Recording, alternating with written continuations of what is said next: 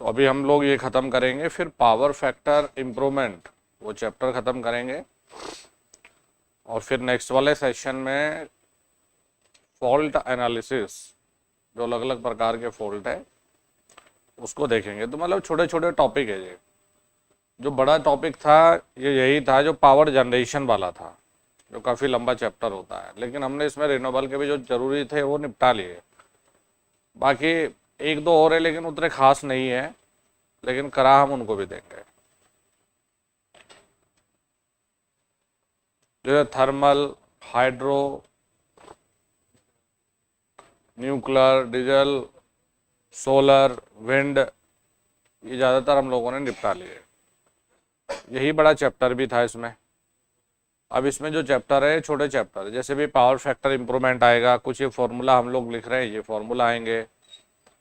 फिर इसमें circuit breaker को ख़त्म करेंगे, फ्यूज़ को करेंगे, जो रिले है रिले को ख़त्म करेंगे। तो ये छोटे छोटे चैप्टर है। तो पहले हम लोग जो पावर सिस्टम का एक हिस्सा है, जैसे हम मैकेनिकल डिज़ाइन वाला पढ़ेंगे तो इसमें अलग अलग प्रकार के टॉपिक है। जैसे कोरोना होता है, जैसे सैग होता है, जैसे अलग अलग प्रकार के इंसुलेटर्स है, तो उनको जानेंगे हम लोग। ये मानो कि ये पावर सिस्टम अपने आप में काफ़ी बड़ा टॉपिक है, और मैंने इसीलिए इसे शुरू भी किया कि अगर ये आप लोगों ने ख़त्म कर लिया तो आपका आत्मविश्वास भी बढ़ेगा और आपको समय भी मिलेगा इसको पढ़ते रहने का, रिवाइज करते रहने का। तो चलिए देखिए, हम लोग यहाँ थे भाई कल।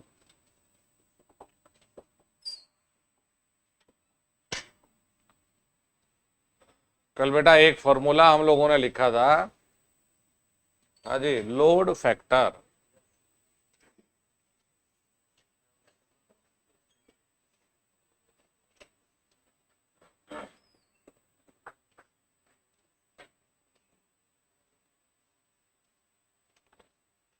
लोड कारक, तो फॉर्मूला था एवरेज लोड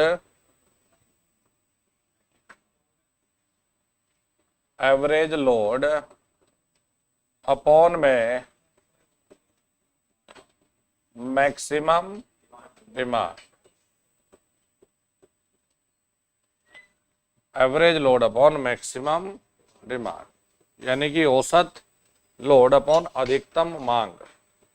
और बेटा ये हमेशा रहेगा 1 से कम। फिर हमने ये फॉर्मूला पढ़ा है कि समय t घंटे में उत्पन्न यूनिट्स। तो हमने क्या क्या फॉर्मूला, लोड फैक्टर गुणा मैक्सिमम डिमांड गुणा टी आवर्स। तो लोड फैक्टर से संबंधित हमने बेटा ये फॉर्मूले सीखे हैं, मतलब जो जरूरी है, जो डायरेक्ट पूछता है।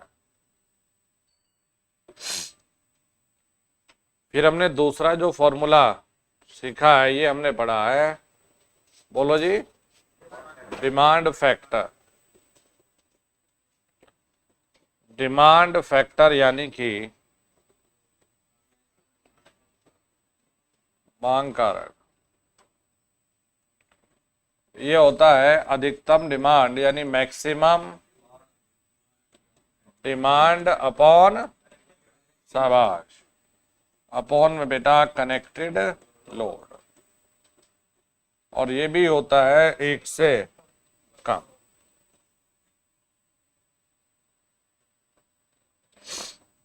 यहां तक तो याद है चीजें।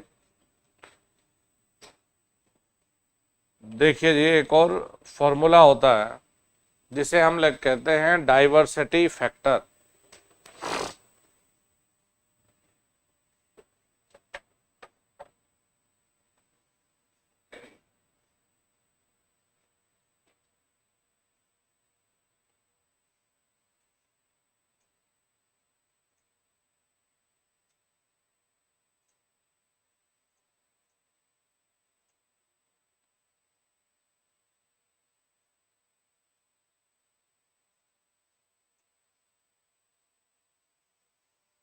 इन्हें बेचारों की लगाम अगर छोड़ देना चैट करने के, पता नहीं क्या क्या कर जाए।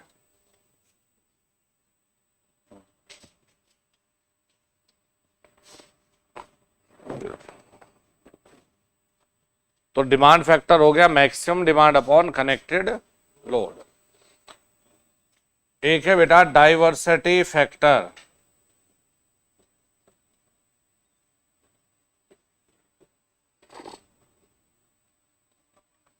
डाइवर्सिटी फैक्टर है अलग अलग मैक्सिमम डिमांड का योग। हम लोग लिखते हैं सम ऑफ इंडिविजुअल मैक्सिमम डिमांड।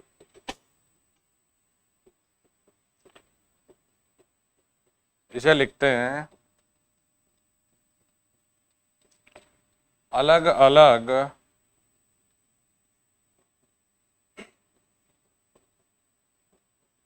अधिकतम मांग का योग बटे में पावर स्टेशन पर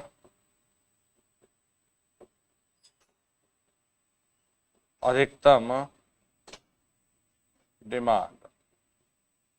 इसका मतलब आता है अगर अंग्रेजी में लिखे तो maximum demand at power station.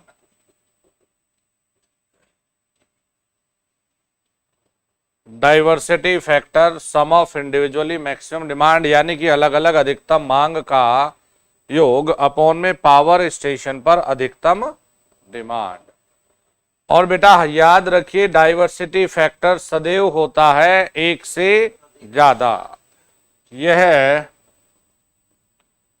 सदैव एक से ज्यादा होता है। यह सदैव एक से ज्यादा देखने को मिलता है। इसमें यह ध्यान देना है कि अगर हम ये कहें कि डाइवर्सिटी फैक्टर और लोड फैक्टर हाई है, अगर थ्योरी में एक पॉइंट ऐड कर लेंगे बेटा कि डाइवर्सिटी फैक्टर और लोड फैक्टर यदि हाई आएगा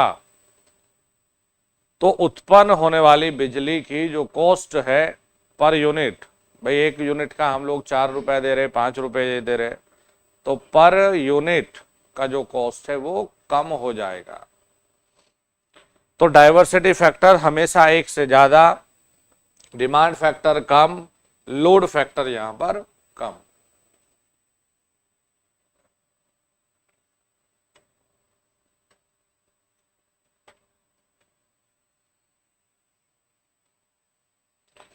इसमें लिखेंगे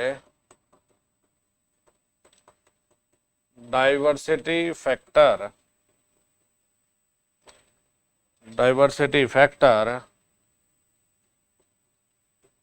तथा लोड फैक्टर यदि उच्च वैल्यू का हो तो उत्पन्न होने वाली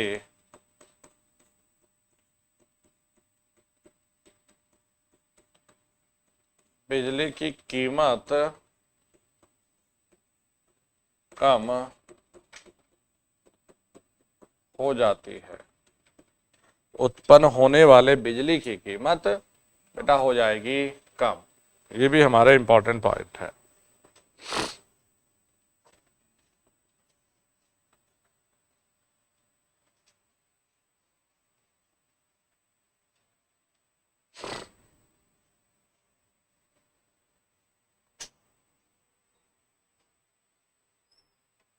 तीनों फॉर्मूला को पढ़िए, बहुत खास फॉर्मूला है।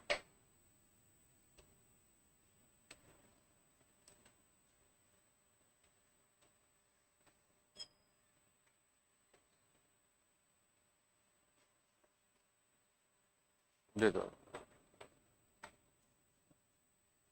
तीनों को पढ़िए, ना याद हो गए तीनों। Load factor, demand factor, diversity factor. कई बार ये पूछ लेता है कि एक पावर प्लांट पे डाइवर्सिटी फैक्टर का मान बहुत कम है, तो याद रखिए डाइवर्सिटी फैक्टर यदि कम आएगा तो बेटा जो उत्पन्न होने वाली बिजली है उसका जो प्राइस होगा या कॉस्ट होगा वो ज्यादा होगा। ठीक है जी। फिर दिमाग में रखना, ये कई बार पूछेगा कि डाइवर्सिटी फैक्टर का मान होता है, डाइवर्सिटी फैक्टर सदैव 1 से ज्यादा होगा। एक और फॉर्मूला है, अरे लिखा यहां तक, ये 4 फॉर्मूले होंगे, 4 या 5, लेकिन इनमें से एक डेफिनेटली आएगा पेपर में, वो आपके ऊपर है क्या करके आते हैं नहीं करके आते भाई।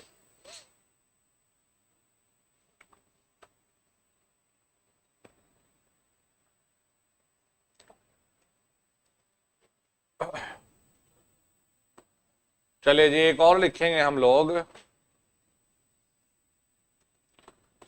Plant capacity factor.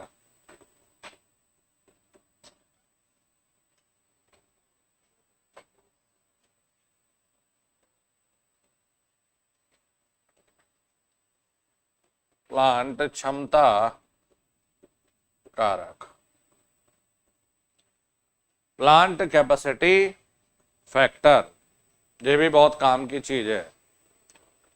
तो इसका फॉर्मूला होता है average load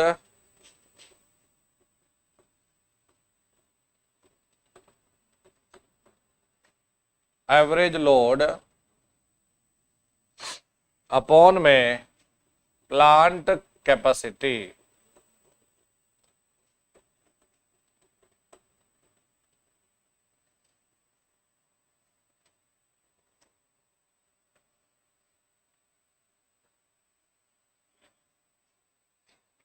plant capacity factor बराबर average load upon plant capacity.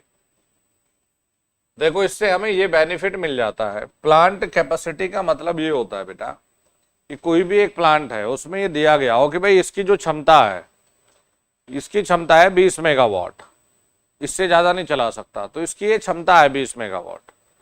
तो हमें वो क्षमता ज्ञात करनी होती है और उस कैपेसिटी के हिसाब से एक कारक होता है, एक फैक्टर होता है जी, प्लांट कैपेसिटी फैक्टर।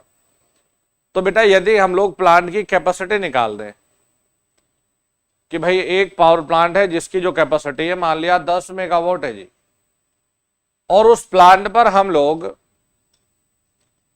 ये देखें कि भाई इस प्लांट पर जो मैक्सिमम डिमांड है,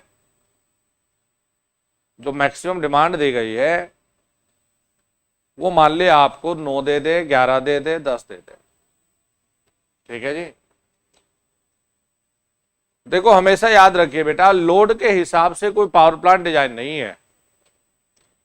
पावर प्लांट अपनी खुद के क्षमता के हिसाब से डिजाइन होता है, लोड के हिसाब से डिजाइन नहीं है। इसलिए लोड के हिसाब से डिजाइन नहीं है कि आज लोड कुछ और है, एक महीने बाद लोड की डिमांड कुछ और है, तो एक महीने के बाद जब लोड की डिमांड कुछ और है तो उसके हिसाब से हम पावर प्लांट को बदल नहीं सकते। भाई लोड तो हमें पता है ना डे बाय डे बढ़ रहा है, तो हम उस हिसाब से पावर प्लांट को नहीं बदल सकते। हम तो ये कह रहे हैं कि देखो जी, जब हमने टिहरी डैम को बनाया तो हम लोगों ने ये ध्यान दिया और ये देखा कि भाई टिहरी डैम पर या इस स्थान पर अधिकतम, अब इंसान है लालची है, अधिकतम के लिए ही प्रयास करेगा कि भाई इस स्थान पर अधिकतम कितने पानी को सफलतापूर्वक स्टोर किया जा सकता है। तो हमने तो पहले वो देखा, फिर हमने कहा जी यहां पर जमीन अपना मजबूत है, यहां पर भारी भरकम पानी को इकट्ठा किया जा सकता है। अगर पानी को हमने इकट्ठा किया जा सकता है यानी भारी डैम को बनाया जा सकता है, और अगर डैम को बनाया जा सकता है तो इसका मतलब यह है जी कि हम यहां पर इकट्ठे होने वाले पानी के अनुसार टरबाइन या जनरेटर का सेटअप लगा सकते हैं। तो हमेशा याद रखिएगा बेटा कि लोड के हिसाब से प्लांट डिजाइन नहीं होता। प्लांट जो डिजाइन होता है वो अपनी खुद की इन्वायरमेंटल कंडीशंस यानी वातावरण का जो हिसाब किताब है, अब ये कह दे कि यहां जमीन कमजोर है तो हम बड़ा प्लांट नहीं लगा सकते।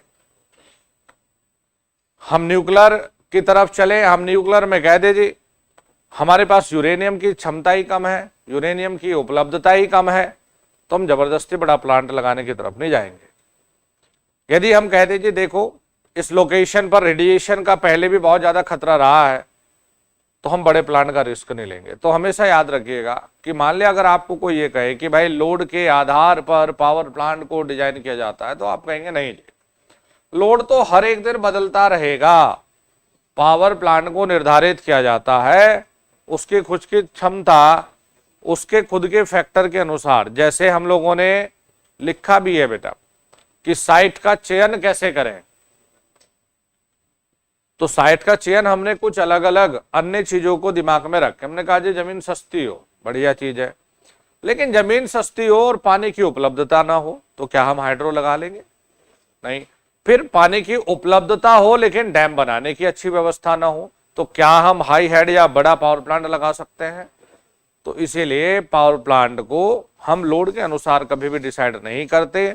हम कहते हैं भाई आप लोड हर एक दिन चाहे जो मर्जी बढ़ाइए, लेकिन इस पावर प्लांट की जो अपनी क्षमता है वो उतनी ही रखेगा। तो हमेशा ये दिमाग में रखा जाता है कि जो भी बेटा ये पावर प्लांट होता है, पावर प्लांट के पूरी जो क्षमता है उसे कभी भी इस्तेमाल नहीं किया जाता। हम थोड़ी सी, मान लिया मेरे पास में भाई 10 रुपया है और मैं 8 रुपया खर्च करता हूं, तो बेटा मेरे पास में 2 रुपए की रिजर्व करने की क्षमता है। भाई 10 रुपए थे, 8 रुपए हम खर्च कर दे तो मेरी जेब में रह जाएंगे 2 रुपया, तो उस 2 रुपए को हम इमरजेंसी में इस्तेमाल कर सकते हैं। यही चीज पावर प्लांट पर भी लागू होती है।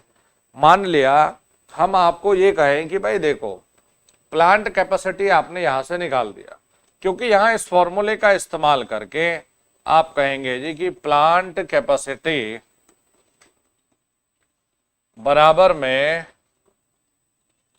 आप कहेंगे कि एवरेज लोड अपॉन में प्लांट कैपेसिटी फैक्टर। यही तो हो गया भाई। तो यहां से आपने प्लांट की कैपेसिटी निकाल दी, तो हम लोग यहां पर बेटा निकाल सकते हैं रिजर्व कैपेसिटी। रिजर्व कैपेसिटी वो होती है जो हमारे पास अभी बैकअप बच रहा है, जिसे हमने अभी खर्च नहीं किया। जैसे मैंने अभी आपको कहा कि मेरे पास में 100 रुपया है, तो ये मेरे पास अधिकतम हो गया कि भाई ये 100 रुपया है और मैंने इसमें से 70 को खर्च कर दिया, तो मैं कहूंगा देखो जी 30 रुपया हमारे पास अभी भी रिजर्व है।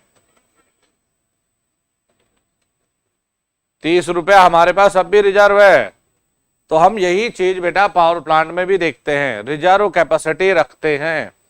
तो रिजर्व कैपेसिटी जो हम ज्ञात करते हैं ये हम लोग देखते हैं, देखिए मैक्सिमम डिमांड और प्लांट कैपेसिटी का अंतर। तो हम लोग लिखते हैं जी प्लांट कैपेसिटी कि भाई क्षमता तो इतनी है, क्षमता इतनी है 100 रुपए, ये प्लांट की कैपेसिटी है, क्षमता इतनी है, लेकिन अधिकतम कितना खर्च कर दिया? 70 रुपया। अधिकतम कितना खर्च कर दिया? 70 रुपया।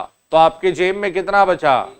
30 रुपया। तो प्लांट की कैपेसिटी माइनस के maximum demand, plant capacity minus की मैक्सिमम डिमांड, ये हो जाएगा रिजर्व कैपेसिटी।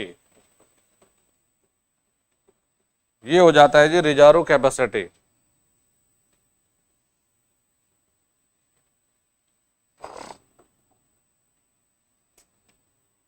जैसे कहे कि भाई प्लांट की कैपेसिटी तो 20 थी, लेकिन अधिकतम जो डिमांड खर्च हो सकती थी वो 18 हो रही है जी, तो आप कहेंगे भाई 2 अभी मेगावाट रिजर्व है हमारे पास, जिसे हम इमरजेंसी में इस्तेमाल कर सकते हैं। 2 मेगावाट लोड और अतिरिक्त हम लोग जोड़ सकते हैं। तो रिजर्व कैपेसिटी हम लोग रख के चलते हैं। अब देखिए जी, इसी फॉर्मूले को थोड़ा सा हम लोग साधारण देखते हैं बना के। ऐसा करते हैं, रिजर्व कैपेसिटी को कुछ इस तरह से समझते हैं। प्लांट कैपेसिटी क्या लिखा है, ऐसा करते हैं, इसे हम शॉर्ट में एएल लिख लेते हैं।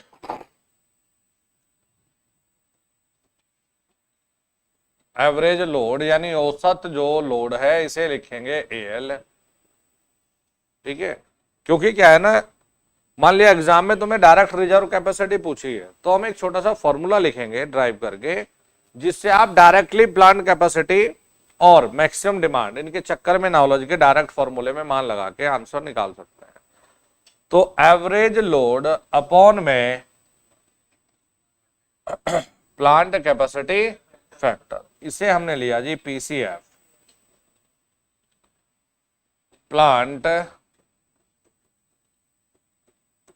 Capacity factor.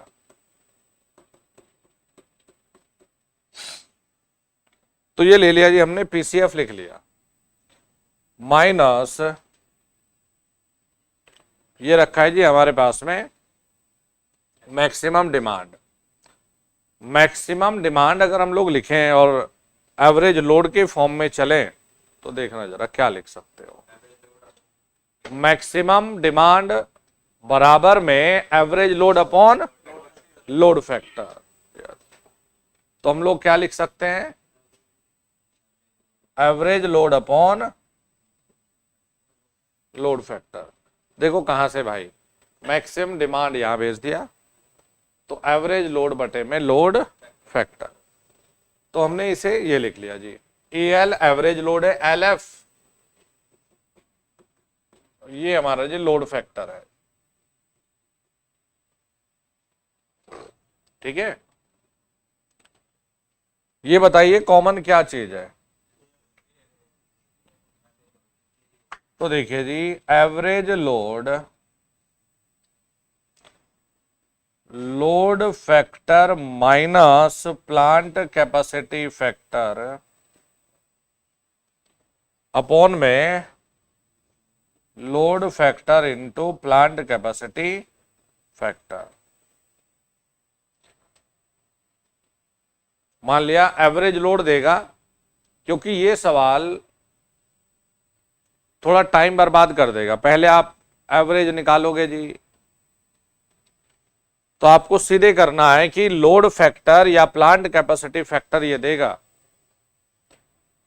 तो आप सीधे फॉर्मूला लगाएंगे, एवरेज लोड को बाहर ले लिया into load factor plant capacitor factor का ऊपर डिफरेंस और नीचे गुणा। तो ये फॉर्मूला आपको डायरेक्टली रिजर्व कैपेसिटी दे देगा जी, कि इतनी रिजर्व कैपेसिटी है इस प्लांट की। लिख लीजिए, इंपॉर्टेंट है जी। अब छोटे छोटे दो चार सवाल करते हैं जरा।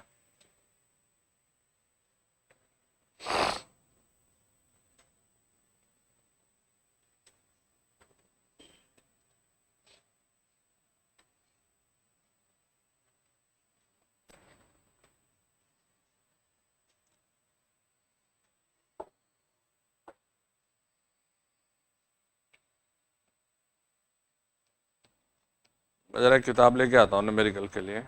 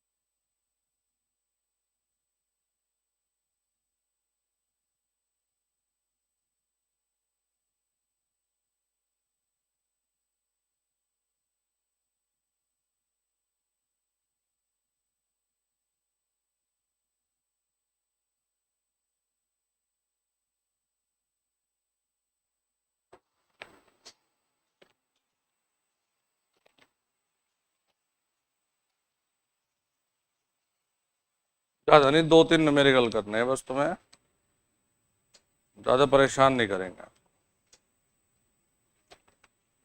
लेकिन करने खुद से फॉर्मूला देखकर। लिख ले भाई यहां तक। ये किसने करा था?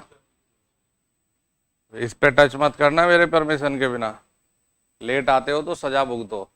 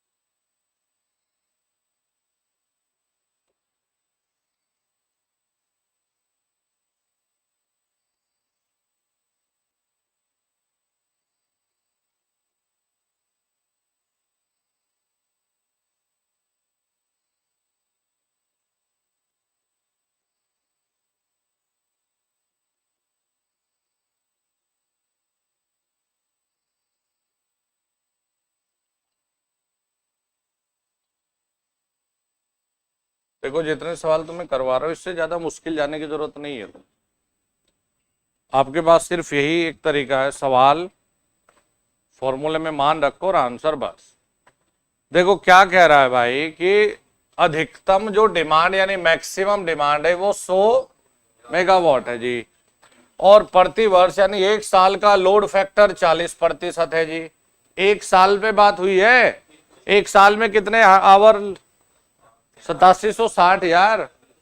अच्छा जी, फिर ये कह रहे हैं कि एक साल में उत्पन्न होने वाली बिजली ज्ञात कीजिए कि कितनी किलोवाट आवर या मेगावाट आवर एक साल में बिजली उत्पन्न होगी। डायरेक्ट फॉर्मूला लगाओ और उत्तर बताओ। पहला दूसरे नंबर पे सब लिखा रखे तुम्हें।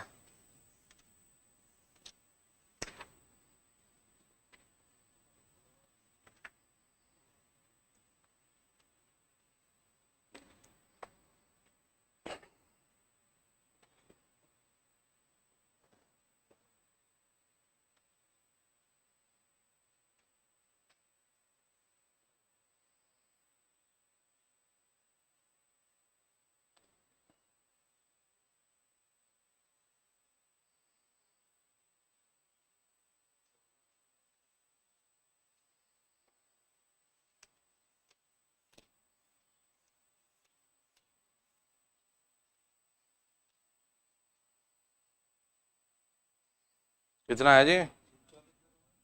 40 मेगावाट। पहली चीज तो मेगावाट में नहीं आएगा उत्तर आपका, मेगावाट आवर में आएगा।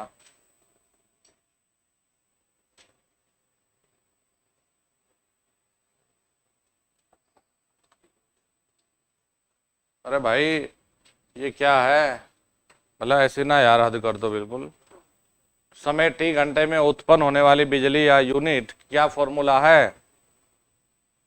अरे लोड फैक्टर गुणा मैक्सिमम डिमांड गुणा समय, यही तो फॉर्मूला है। कल भी लिखाया था यार, बिल्कुल ऐसा भी ना करो भाई। और तुम्हें ये लग रहा हो कि ये नहीं आएगा पेपर में, तो जो तुम्हें आता है वो नहीं आएगा पेपर में। मतलब गलत फहमी में बच्चा ज्यादा चलता है ना कि जो मुझे आता है वही आ रहा है बस पेपर में।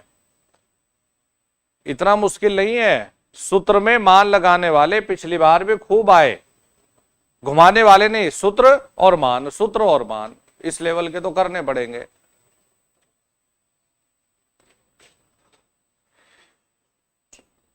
एक वर्ष में उत्पन्न बिजली, हमने लिखा भी था कि units generated in time T hours, हमने लिखा भी था। फॉर्मूला है लोड फैक्टर मैक्सिमम डिमांड गुणा समय। Load factor 0.4, maximum demand 100, hour 8760, इतना मेगावाट आवर इसका उत्तर है। इतने छोटे सवाल का ऐसे पागल की तरह मत देख।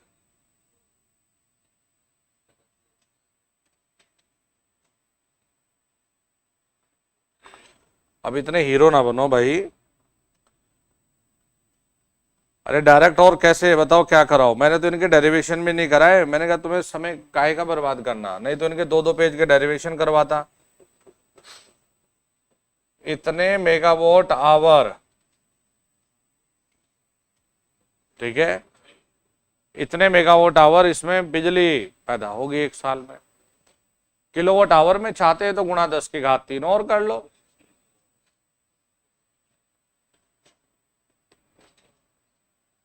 जितने भी फॉर्मूला है ना एक बार पढ़ो। फॉर्मूले है क्या?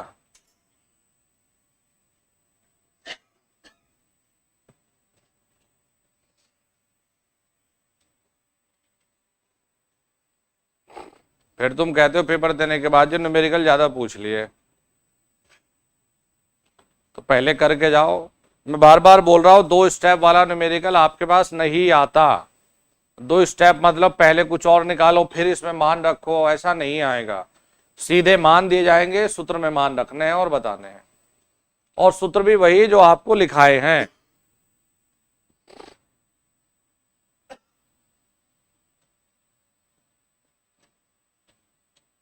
नेक्स्ट क्लास में जब आप लोग आए, सब बच्चों के पास में, मैं क्लास बाद में शुरू करूंगा, हर एक बच्चे के पास में अपना एक प्रॉपर समय सारणी यानी कि टाइम टेबल हो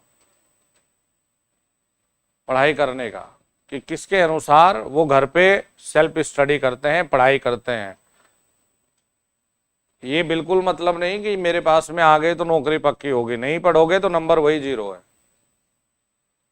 तो हर एक बच्चा तभी क्लास में आए जब उसके पास उसके पढ़ने का टाइम टेबल हो और उसको फॉलो कर रहा हो। ये नहीं कि यहां गुरुजी ने बताया, अब क्योंकि ये मैं कल लिखा चुका था, आज नहीं लिखाया ये कल, और आप इस छोटे से फॉर्मूले को नहीं लगा पा रहे हो, तो इसका मतलब है घर जाके किताब बंद करी बस रख दो। ऐसे नहीं कुछ होगा, फिर तो मैं भी गलत ही प्रयास कर रहा हूं।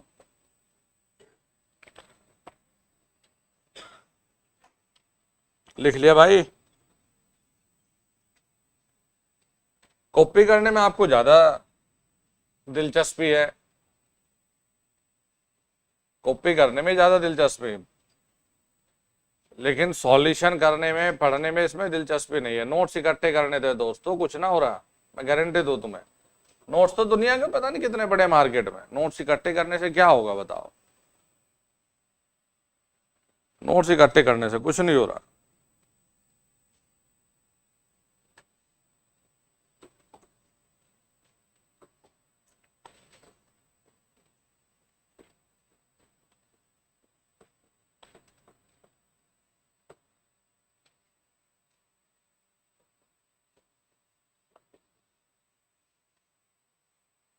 भाई भी कह रहा था सर जल्दी करवा दो, मैं कहा जो चल रहा हो तो समेटा नहीं जा रहा।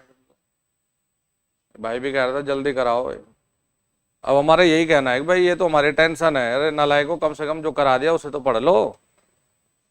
या फिर तुम्हें बहुत अच्छा फील होता, कैसे? हम तुम्हें एग्जाम के आसपास ही ना लेकर जाते हैं, हम कहते हैं बस यही याद रखो कि R बराबर रोयल अपॉन ए, और जी इसका उल्टा, धारक इकाई एम्पियर।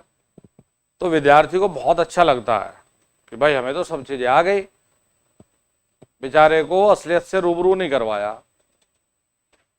2020 वाले 7-8 पेपर हुए थे ये, इनको एक एक को उठा के ध्यान से एनालिसिस करो। एक भी ऐसा न्यूमेरिकल नहीं मिलेगा जिसमें दो चीजें सॉल्व करवाई हो, एक भी ऐसा। सारे न्यूमेरिकल का वही है हालत कि मान दिए और फॉर्मूले में रख दो, कोई मुश्किल चीज नहीं मिलेगी। बच्चों ने इसे कहा कि बहुत मुश्किल था कुछ शिफ्ट वाला, तो इस चीज की अभी भी कोई गारंटी थोड़ा ही कि ना आए, मुश्किल पेपर ना लगे आपको। 150 के 150 न्यूमेरिकल अगर दें तब भी हर एक न्यूमेरिकल का स्तर वही होगा कि सूत्र में मान रखो। फिर आप लोग एक गलतफहमी में हो, खासकर जैसे आईटीआई का विद्यार्थी, उसे लगता है कि थ्योरी को रट लो, बिना फॉर्मूलों के काम चल जाएगा। तुम पेपर पास कर ही नहीं सकते बिना सूत्र के। आपको सूत्र पता है तभी तो आप बताओगे कि किस इकाई के घटने या बढ़ने से क्या प्रभाव पड़ता है। अगर हम कोरोना पावर लॉस की बात करें तो सूत्र है 242.2 F + 25 upon del into R upon D का root V - VC square into 10⁻⁻5। ये सूत्र है। मैंने लिखाते समय भी ये ध्यान देता हूं, मैं कहता हूं देख भाई, इस पे न्यूमेरिकल नहीं बनता, कोई मतलब ही नहीं न्यूमेरिकल का। लेकिन भाई या तो ये कहें कि फॉर्मूले का इस्तेमाल करके कि यदि हम आवृत्ति बढ़ा दें तो कोरोना लॉस पे क्या प्रभाव पड़ेगा। तो अगर ये सूत्र हमें याद था तो हम तुरंत कहेंगे जी F बढ़ने से कोरोना लॉस बढ़ेगा। कहां से आया? सूत्र से आया ना जवाब। तो फॉर्मूले से ही तुम्हारी थ्योरी बनती है। आजकल बच्चे को ऐसा उलझा के रखा हुआ, खुद उलझे हुए बच्चे हैं। कुछ अगर प्रयास करो ना कुछ सुधारने की या सही दिशा वाले, तो बेचारे उससे बाहर निकलने को तैयार नहीं। मैं बार बार बोल रहा हूं, ये 5 या 4 फॉर्मूला है, इनमें से एक सवाल थ्योरी, एक न्यूमेरिकल, 2 भी आ सकते हैं, 3 भी आ सकते हैं, लेकिन इनसे बाहर नहीं आएगा। फॉर्मूला या तो टिक लगवाएगा या ज्यादा या कम एक से वो पूछेगा, या तीसरे नंबर पर कोई न्यूमेरिकल पूछ लेगा। और न्यूमेरिकल भी कैसा? मान रखो और आंसर बताओ। चलो भाई एक न्यूमेरिकल और लिख रहे हैं, बाकी आपकी इच्छा है। एक जनरेटिंग स्टेशन पर 43 मेगावाट का लोड जुड़ा है। कनेक्टेड लोड कितना? 43 दे दिया भाई कनेक्टेड लोड। वह अधिकतम डिमांड या अधिकतम मांग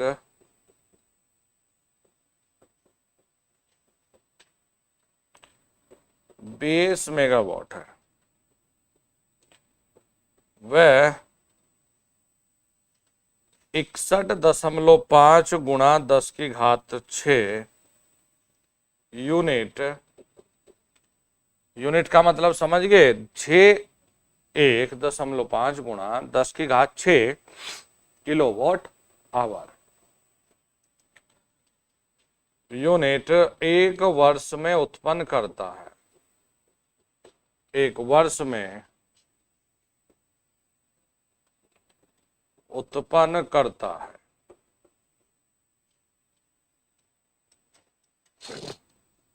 ज्ञात कीजिए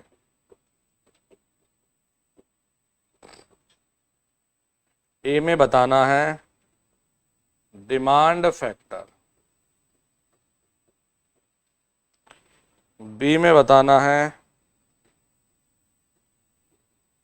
एवरेज लोड, सी में बताना है लोड फैक्टर।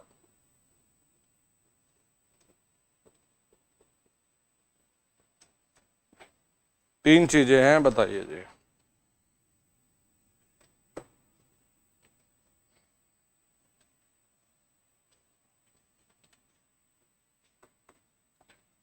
हाँ भाई, डिमांड फैक्टर का फॉर्मूला क्या आ रहा है? डिमांड फैक्टर का फॉर्मूला। अरे यार उससे पूछ रहा हूं मैं भाई, हद है यार, अब माहौल तो बनाना पड़ेगा ना। अब फॉर्मूला क्या रे? Average load. हाँ सही है यार, इतना बराबर नहीं, मैं पूछ रहा हूँ डिमांड फैक्टर बराबर कहां से घुसा दिया। डिमांड फैक्टर बराबर, बोल। हाँ है, याद नहीं आ रहा भाई, मेरी क्लास में ना आना, देखो जबरदस्ती के नहीं मुझे चाहिए।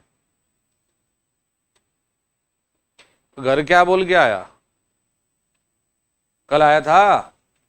हैं? घर क्या बोल के आया? हैं? कोचिंग में जा रहा है और पढ़ रहा है यहाँ? चमत्कार की किस चीज की उम्मीद है? अरे किस चमत्कार की उम्मीद है? ये क्या पागल बैठे जो पढ़ रहे रात दिन भाई? तो ऐसी क्या चीज है तुम में कि तुम्हें नौकरी दे सरकार? क्या है दोस्त बता। और किसी को मेरी नाराजगी कुछ गलत लगे या मेरा गुस्सा, तो मुझे करेक्ट करना कि सर आप गलत हो। और मेरा कोई व्यक्तिगत लाभ है क्या इसमें कि भाई मेरा जीवन सुधर जाएगा? भविष्य किसका?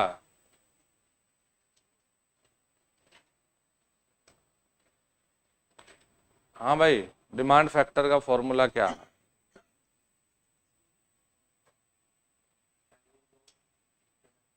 वेरी गुड, तो बस मान लगाओ बेटा, डिमांड फैक्टर बराबर में सूत्र क्या लिखाया है? एवरेज लोड बटे में मैक्सिमम डिमांड, नहीं, हाँ ये ले भाई, तेरा भी गलत है रे।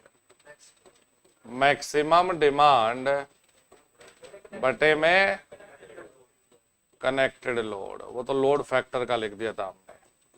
तो मैक्सिमम डिमांड कितना दे रखा है? 20।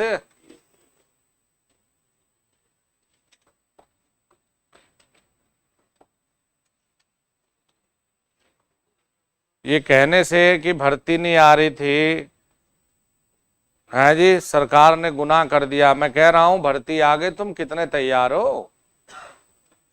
सरकार की क्या गलती, तुम खुद में कितने तैयार हो भाई? 20 बटे में कितना लोड है ये दे रखा तुम्हें, कनेक्टेड लोड 43, कितना मान आया? 0.46 आ गया, एक से कम। अगर प्रतिशत में लिखेंगे तो 46% है जी, तो एक से कम है भाई। बी, औसत लोड,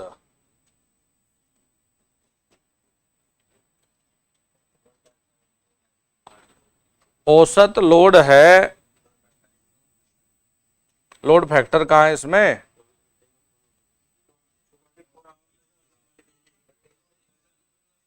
चौबीस घंटे में, एक साल में उत्पन्न होने वाली बिजली बटे एक साल में घंटे, औसत आ जाएगा यार, कल लिखा रखा भाई।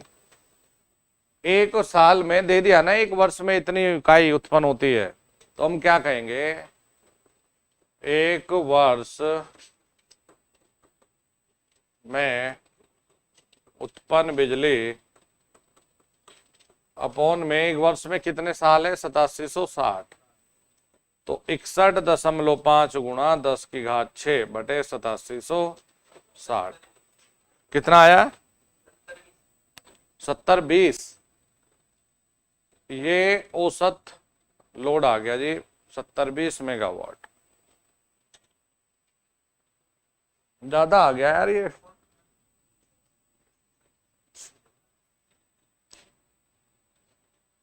किलोवाट में आ रहा होगा ये, किलोवाट में आएगा ये। अरे यूनिट दे रखे ना, किलोवाट आवर में ही तो होती है एक इकाई बराबर, किलोवाट में आए ये। चलो बहुत अच्छी बात है, यानी कि इसे हम मेगावाट में क्या लिख सकते हैं?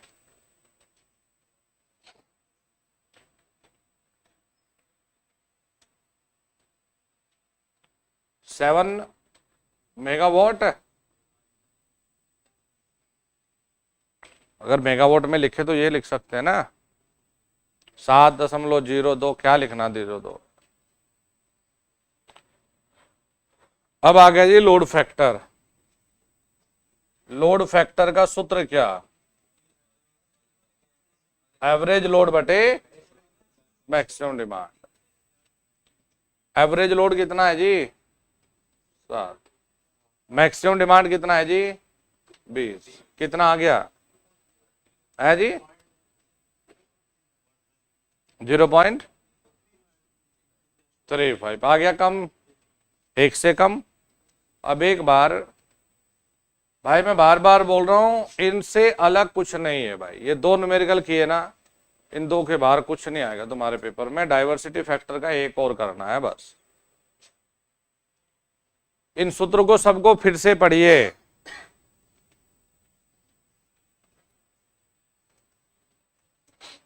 इन सूत्र को सबको एक बार फिर से पढ़िएगा।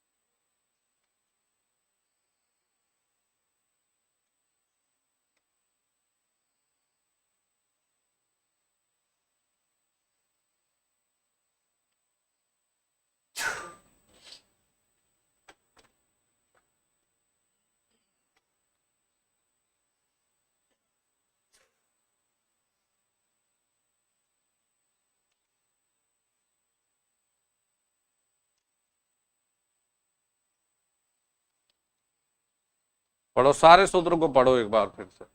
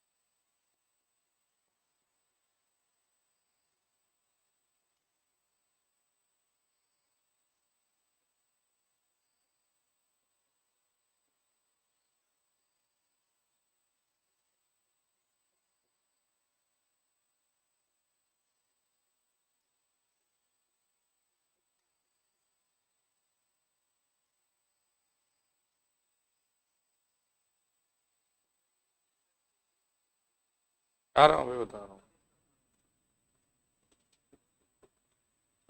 अभी बताता हूँ। सवाल ये, एक डीजल बिजली संयंत्र पर अलग अलग उपभोक्ता की मांग निम्न प्रकार है। उपभोक्ता ए का मैक्सिमम डिमांड 1500 है, बी का 750, सी का 100 और डी का 450। और पावर स्टेशन पर अधिकतम या मैक्सिमम डिमांड है जी 2500। तो डाइवर्सिटी फैक्टर ज्ञात करना है।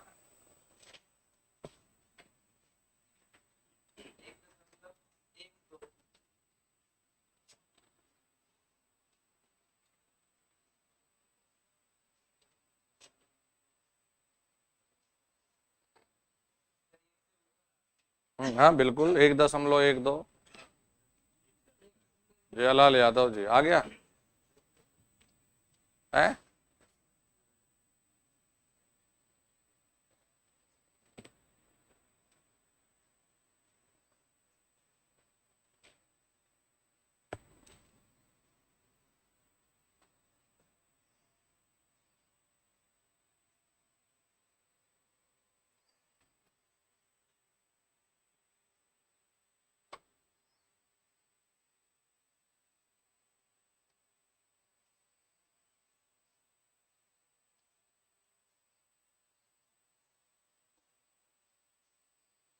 हो गया।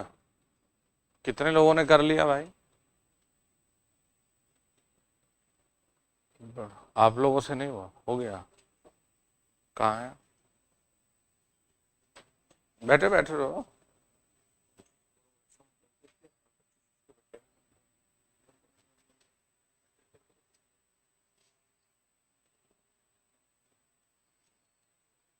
हाँ जी राकेश जी, कहाँ फंस गई गाड़ी?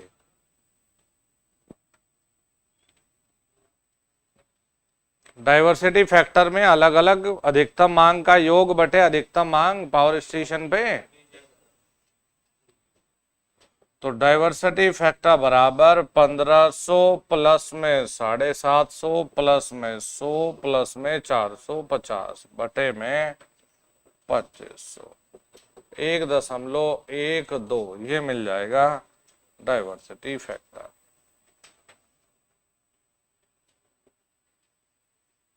ठीक है जी, सिर्फ इतना काम करने की जरूरत है। यदि आपका आंसर, हाँ जी, कई बार ऐसा होता है भाई कि बच्चे ने सॉल्यूशन किया और डाइवर्सिटी फैक्टर 1 से कम आ रहा हो तो गलत कर रहे हो, है ना। कैलकुलेशन में कुछ ना कुछ मिस्टेक हो गई। डाइवर्सिटी फैक्टर सदैव 1 से ज्यादा, लोड फैक्टर बेटा सदैव 1 से कम, डिमांड फैक्टर सदैव 1 से कम। ठीक है जी। अब जितने तुम्हें पावर स्टेशन, क्योंकि ये भाग हमारा हो गया जी, सूत्र वाला जो हिस्सा था ये हो गया हमारा पूरा। इसमें हमें अभी कुछ चीज अतिरिक्त जोड़नी है। इससे पहले जितना आपको पावर प्लांट पढ़ाए हैं, चाहे वो रिन्यूएबल थे, चाहे वो हमारे कन्वेंशनल थे, चाहे ये सूत्र थे, पूरे को ठंडे दिमाग से पढ़िएगा। हाँ पढ़ो मतलब पढ़ो।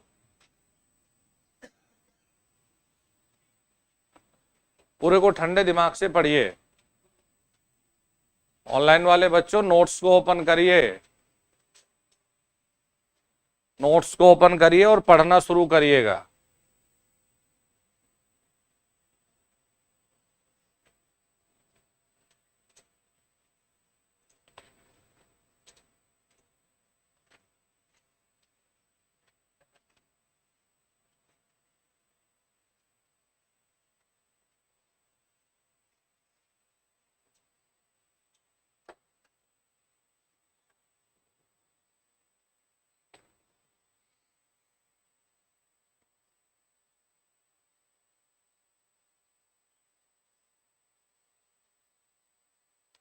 आवाज आवाज आ रही है सही? ये फॉर्मूले याद हो गए आप लोगों को?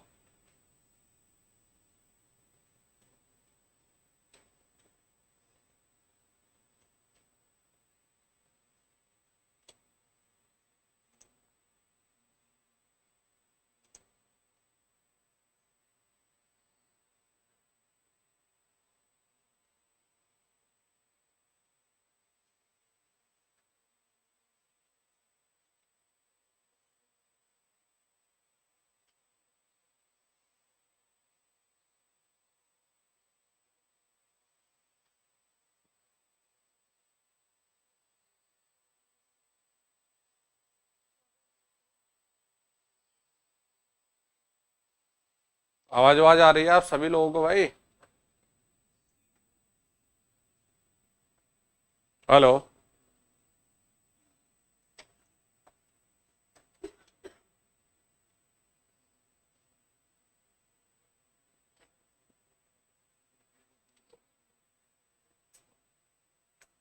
न्यूमेरिकल कितने लोगों ने किया आप लोगों में से? अनुराग जी ब्लॉक करूंगा मैं, आपको बता रहा हूं। रुक जा, तेरा इलाज कर दूं मैं। टेलीग्राम का लिंक लिंक लिंक, मुझे क्या पता टेलीग्राम का लिंक। इतने सुबह कौन कोचिंग कर रहा है भाई ऑफलाइन? ये कर रहे हैं बच्चे, लेकिन है नालायक, पढ़ते नहीं है भी।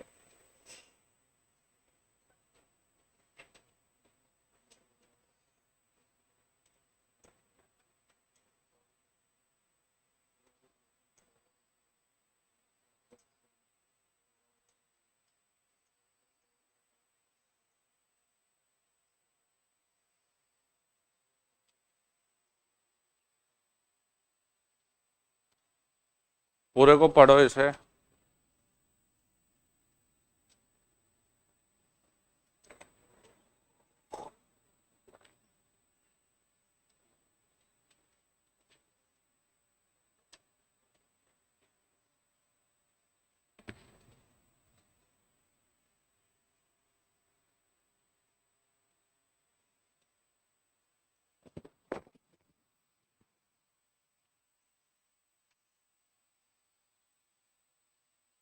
पढ़ लिया?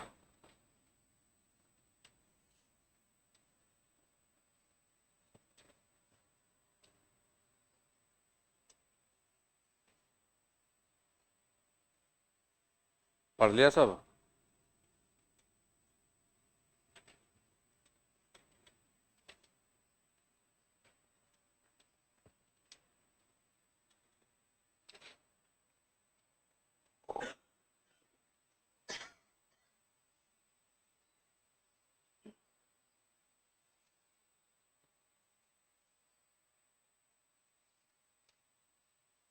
याद है सब?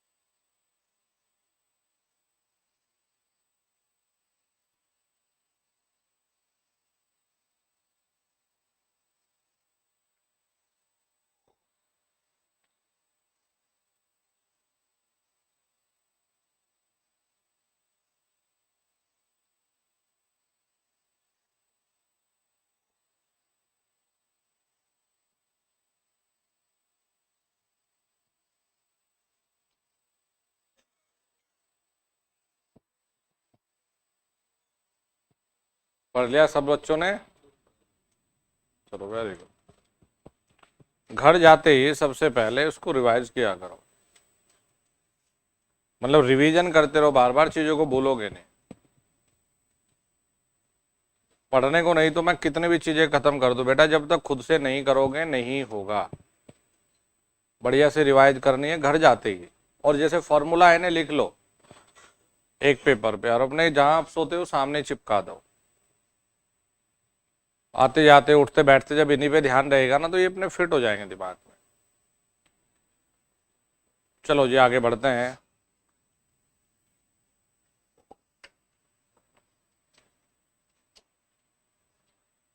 देखिए जी, बिजली बनाने के बाद में जब हम लोग बेटा बिजली का रेट तय करते, तो हमें कुछ चीजों को दिमाग में अवश्य रखना चाहिए। जैसे कि विद्यार्थियों प्रत्येक यूनिट का जो रेट है वो इतना तो हो कि भाई हमारे सारे खर्चे निकल जाए और साथ में हमें प्रॉफिट भी हो। ये तो हमें रखना पड़ेगा ना, सारे खर्चे निकल जाए और साथ में प्रॉफिट भी आ जाए। तो उत्पन्न हुई बिजली का मूल्य निर्धारित कुछ इस प्रकार किया जाता है कि सभी खर्चे निकल जाए और उस पर कुछ प्रॉफिट भी हम लोगों को मिल जाए। तो ये हो गई अच्छी खासी कैलकुलेशन भाई, खर्चे, प्रॉफिट। साथ में एक शब्द होता है जी इंग्लिश में जिसे हम कहते हैं, गाड़ी हम खरीदते हैं तो हर साल गाड़ी की कीमत गिरती जाती है। इंग्लिश में हम कहते हैं डेप्रिशिएट होना, समय के साथ मान का कम होना, डेप्रिसिएशन कॉस्ट बोलते हैं। जैसे डेप्रिशिएट होने का मतलब ये होता है बेटा कि ये पेन हम लोगों ने आज 10,000 का खरीदा तो इसके मूल्य में हर एक दिन गिरावट है। कल ये 9.5 का रह गया, फिर 9,400 का रह गया। तो हमें ये पता है कि भाई एक दिन ये खराब हो जाएगा और इसकी लाइफ है 3 महीने मान लिया, तो 3 महीने बाद हमें नया लेना पड़ेगा। ओके जी, तो हम लोग बेटा एक डेप्रिशिएट कॉस्ट डिसाइड करते हैं। हम कहते हैं कि जितना इसके मान में गिरावट आ रही है ना, इतना ही हम लोग हर एक दिन पैसा अलग रखते हुए चलते हैं और जब ये खत्म हो जाएगा उसके बाद हमारे पास एक पैसा इकट्ठा हो जाएगा, उससे हम नया ले लेंगे। तो जब हम पावर प्लांट भी लगाते हैं तो पावर प्लांट ऐसा तो है नहीं कि भाई 100 साल के बाद हम कहें भाई ये तो खत्म हो गया और बिल्कुल सब बंद कर दें। हम हर एक पावर प्लांट में हर एक इक्विपमेंट जो इस्तेमाल होता है उसकी अपनी उम्र है। अगर हम कहें हाइड्रो की 100 वर्ष है तो इसमें कुछ ऐसा भी सामान है जिसकी मात्र 10 साल ही है, 10 साल के बाद बदलना पड़ता है। तो हम लोग क्या करते हैं कि हर एक सामान के डेप्रिशिएट कॉस्ट हम प्रतिदिन जमा करते हुए चलते हैं। प्रतिदिन क्या, हमने डेप्रिशिएट कॉस्ट को एक यूनिट जो हम लोग बिल दे रहे हैं ना कि भाई इस घर में 20 यूनिट खर्च हुई तो 1 यूनिट का जो किराया वो 5 रुपया है, तो उस 5 रुपए में डेप्रिशिएट कॉस्ट भी जोड़ दिया गया है। हमने कहा भाई 10 पैसे इसमें डेप्रिसिएशन कॉस्ट है प्लांट के, क्योंकि भाई आखिर अगर कोई सामान खराब होता है तो इसे उपभोक्ता तो खरीद को नहीं देगा, भैया प्लांट को लो, भैया चला लो, जनरेटर हम दे रहे हैं। अब लेना तो प्लांट वाले को बेचारे को खुद का है।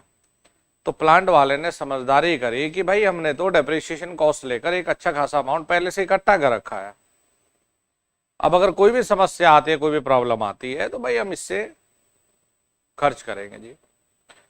दूसरी चीज बेटा एक बहुत महत्वपूर्ण होती है ब्याज, और मुझे नहीं लगता कि इस शब्द से कोई अनजान होगा। हम लोग ब्याज देते हैं, बैंक से लोन लेते हैं बेटा तो हम ब्याज देते हैं जी। किसी से उधार लेते हैं, जब हमें जरूरत होती है तो उधार लिया, हम कहते हैं भाई 2%, 3%, 4, 5% अपना, उसे हर महीने हम ब्याज देते हैं। तो ब्याज की परिभाषा क्या है? ब्याज की परिभाषा होती है, मतलब मजबूरी का फायदा उठाना नहीं है। ब्याज की परिभाषा कभी आप वो सोचो, ब्याज की परिभाषा है पैसे का उपयोग करने का एक चार्ज। ठीक है जी, पैसे को यूज किया है तो भैया इसके कुछ चार्ज है, किराया, एक तरह से पैसे को यूज करने का एक किराया था। बैंक को भी हम पे कर रहे हैं, भाई हम लोन लेते हैं तो उस पर ब्याज देते हैं, तो उस पैसे को हमने यूज किया है तो उसका एक ब्याज हम लोग दे रहे हैं, किराया हम दे रहे हैं इसका। भाई पैसा तो पूरा ही लेगा ना बैंक ने जो दिया है, लेकिन उस पर ब्याज भी लेता है, तो पैसा प्लस उस पैसे पे किराया वो बैंक हमसे वसूलता है। तो यही सेम कहानी बेटा पावर प्लांट की भी हो गई। पावर प्लांट को जब लगाया जाता है तो पैसा लिया जाता है बैंक से लोन, जमीन खरीदने के लिए भी और प्लांट को लगाने के लिए भी। तो हमारे पास दो तरह के सामान है भैया। एक ऐसा है, एक बार जमीन खरीद ली भाई, एक बार आपने जमीन खरीद लिया तो उस पे आपको लोन देना ही देना पड़ेगा, मतलब कि उस पे ब्याज देना ही है। और एक आप लोगों ने अगर कोई सामान खरीदा, आपने कहा जी जनरेटर ले लिया, तो अगर कोई सामान पे आपने लोन लिया है तो उस पे आपको ब्याज देना पड़ेगा। इसे कुछ ऐसे समझते हैं कि पर यूनिट, एक यूनिट का कॉस्ट निर्धारित करते समय विद्यार्थियों हमने कहा जी हमारे पास में 3 प्रकार के अलग अलग कॉस्ट है या 3 प्रकार के अलग अलग चार्ज है। एक होगा जिसे हमने कहा जी फिक्स्ड कॉस्ट। फिक्स का मतलब है स्थिर मूल्य। फिक्स्ड कॉस्ट का मतलब है कि प्लांट बिजली बनाए या ना बनाए देना पड़ेगा, और फिक्स्ड कॉस्ट पहले दिन से शुरू हो जाता है जी। फिक्स्ड कॉस्ट का मतलब है खर्चे पहले दिन से शुरू। जब से हमने जमीन लेकर प्लांट बनाने की नींव रखी तब से फिक्स्ड कॉस्ट बेटा शुरू हो गया। कैसे? फिक्स्ड कॉस्ट हमेशा याद रखिएगा अधिकतम डिमांड व उत्पन्न होने वाली यूनिट से स्वतंत्र होता है। जमीन खरीदी, लोन लेकर जमीन खरीदी, उस पे ब्याज देना शुरू पहले दिन से। जब प्लांट लगाओगे तो लगाने के लिए ऑफिसर्स की जरूरत पड़ेगी, स्किल पर्सन्स की जरूरत पड़ेगी। तो भैया उनकी सैलरी, ऐसा तो है नहीं कि भाई आए और आज और प्लांट तैयार। साल 2 साल 10 साल 20 साल उनकी तनख्वाह देनी पड़ेगी। मैंने आपको उदाहरण भी बताया था कि हाइड्रो पावर प्लांट बनने में 10-10 20-20 30-30 साल लग जाते हैं। इतना लंबे समय लग जाता है इन्हें बनने में। तो अभी उनकी तनख्वाह तो देनी, बिजली पैदा तो नहीं हो रही ना यार, कमाई तो कुछ नहीं है। ये सब आते हैं फिक्स्ड कॉस्ट में। मान लिया आपसे कहें कि फिक्स्ड कॉस्ट का यानी स्थिर मूल्य का पावर प्लांट में क्या मतलब समझते हो, आप कहेंगे कि यह अधिकतम मांग व उत्पन्न होने वाली इकाई यानी यूनिट से स्वतंत्र होता है। इसमें जमीन पर या जो बड़ी बड़ी मशीनें हम लोग खरीदते हैं, इसमें जमीन पर ब्याज व हाई ग्रेड ऑफिसर्स की सैलरी आती है। अब नेक्स्ट आता है बेटा सेमी फिक्स्ड। सेमी फिक्स्ड का मतलब है पूरी तरह से फिक्स नहीं है। सेमी फिक्स्ड, कुछ फिक्स है कुछ वेरिएबल है। तो हमने कहा कि यह मैक्सिमम डिमांड पर निर्भर करता है। यह मैक्सिमम डिमांड पर निर्भर करता है। क्यों? देखो, अगर जितना मैक्सिमम डिमांड का मतलब है कि मैक्सिमम डिमांड के हिसाब से ही, मतलब हर एक इक्विपमेंट, ये जनरेटर टरबाइन ये सब खरीदते हैं हम लोग कि भाई इस पावर प्लांट में, इस पावर प्लांट पर हमें इस रेटिंग का टरबाइन लगाना है। तो अब ज्यादा रेटिंग का लगाना है तो ज्यादा पैसा दोगे। तो सेमी फिक्स्ड में आता है कि यह मैक्सिमम डिमांड पर निर्भर करता है लेकिन उत्पन्न होने वाली इकाई से या यूनिट से स्वतंत्र होता है। इसमें देखिए, जो हम लोग मशीनें लाते हैं उनका डेप्रिसिएशन कॉस्ट, जैसे हमारी गाड़ी भी है, हम गाड़ी खरीद के लाए, मान लिया हमने कहा जी ये 25 लाख की आ गई, हमने अगले दिन बेचने की बात कर ली या 2 महीने बाद हमने कहा जी हम बेचेंगे, कस्टमर का इसने कहा जी मैं तो 22 लाख दूंगा। तो नई लेने के लिए मुझे अपनी जेब से फिर 3 लाख देना पड़ता। तो हमने ये कर रखा है कि हमारी गाड़ी का हर एक दिन में जो मूल्य गिरेगा वो हमने पहले ही अपना अलग रखना शुरू कर लिया।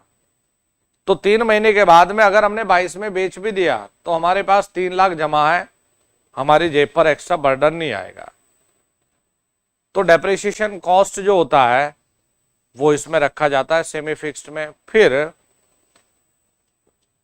जितना भी क्लरिकल स्टाफ है, जो मैनेजमेंट स्टाफ है, जब प्लांट चलने वाला है तो मैनेजमेंट स्टाफ, क्लरिकल, वो सब हमारा इस कैटेगरी में आ जाता है, सेमी फिक्स्ड में। फिर आता है भैया एक रनिंग कॉस्ट। रनिंग कॉस्ट का मतलब है ये सिर्फ उस समय है बेटा जब प्लांट चलने लगा है, बिजली पैदा करने लगा है, तो ये निर्धारित होता है उत्पन्न होने वाली यूनिट्स पर। और इसमें कौन कौन से खर्चे इसमें आएंगे? उस स्टाफ के खर्चे जो प्लांट को चलाने में योगदान दे रहा है, उसमें आएंगे फ्यूल के खर्चे, इसमें आएंगे मेंटेनेंस के खर्चे। भाई प्लांट चलेगा तो फ्यूल की जरूरत पड़ेगी, तो ये होता है रनिंग चार्ज। तो किसी भी प्लांट पर हम 3 प्रकार के खर्चे देखते हैं। एक है बेटा फिक्स्ड, एक है सेमी फिक्स्ड और एक है बेटा रनिंग चार्जेस। तो फिक्स का मतलब होता है कि यह मैक्सिमम डिमांड व उत्पन्न होने वाली यूनिट से स्वतंत्र होता है। बेटा सेमी फिक्स्ड में क्या होता है? मैक्सिमम डिमांड पर निर्भर करता है। रनिंग में क्या होता है कि यह उत्पन्न होने वाली यूनिट पर निर्भर करता है। बस 3 चीजें हमें लिखनी है। तो हम लिखेंगे पावर स्टेशन से उत्पन्न होने वाले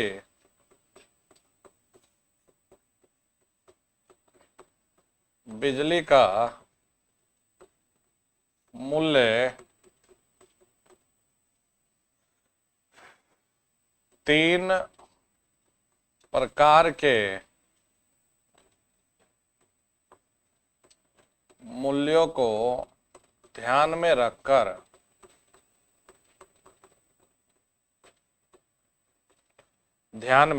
निर्धारित किया जाता है।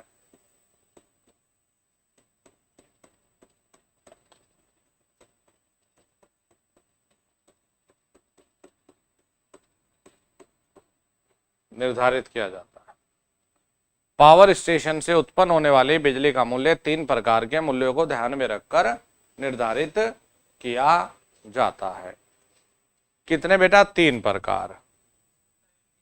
अरे दोस्त टैरिफ अलग है, टैरिफ अलग है। हम मूल्य निर्धारित करने की बात कर रहे हैं। टैरिफ का मतलब होता है बिजली को बेचने के लिए कस्टमर को लोक लुभावने ऑफर देना,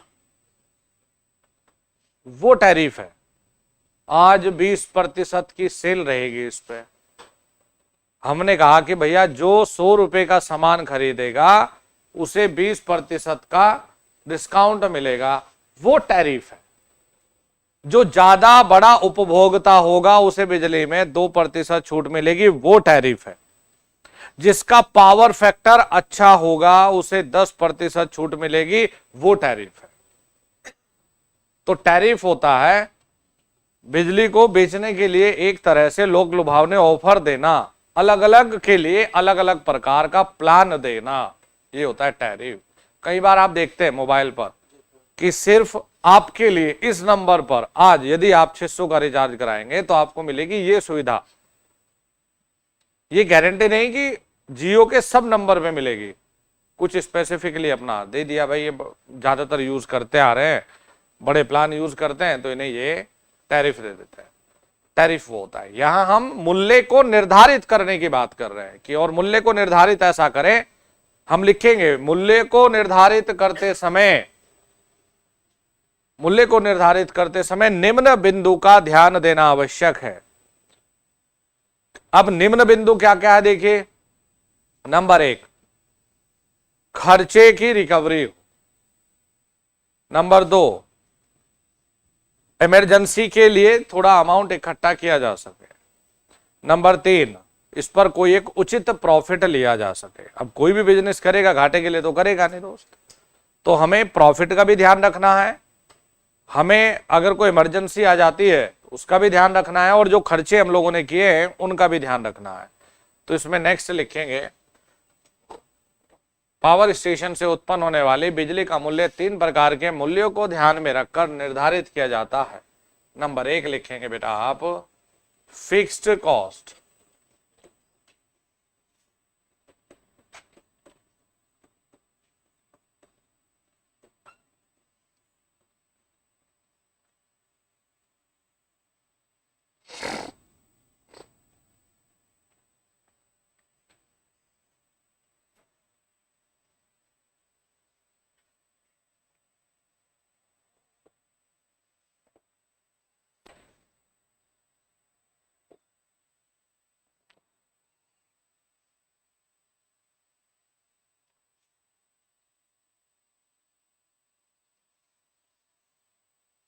चलिए जी, इसमें लिखेंगे कि यह मैक्सिमम डिमांड, यह मैक्सिमम डिमांड व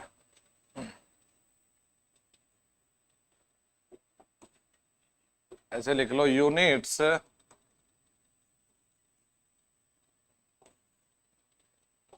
व जनरेटेड यूनिट से स्वतंत्र होता है,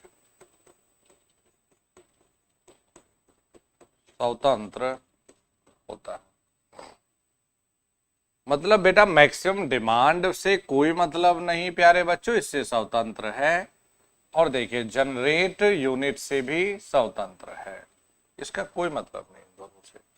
मतलब भाई ये चाहे बिजली बनाए ना बनाए ये तो देना पड़ेगा। तो अब इसमें देखिएगा फिक्स्ड कॉस्ट में कौन कौन से खर्चों को आप इंक्लूड करते हो।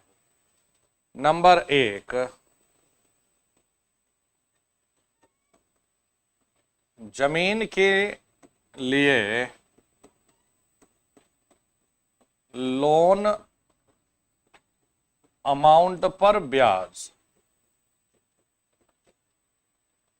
भाई ये देना पड़ेगा। मतलब सरकार को ये मतलब नहीं है बैंक वालों को भाई बिजली बन रही नहीं बन रही, ऐसा कोई लेना देना नहीं, भाई पैसा दोगे।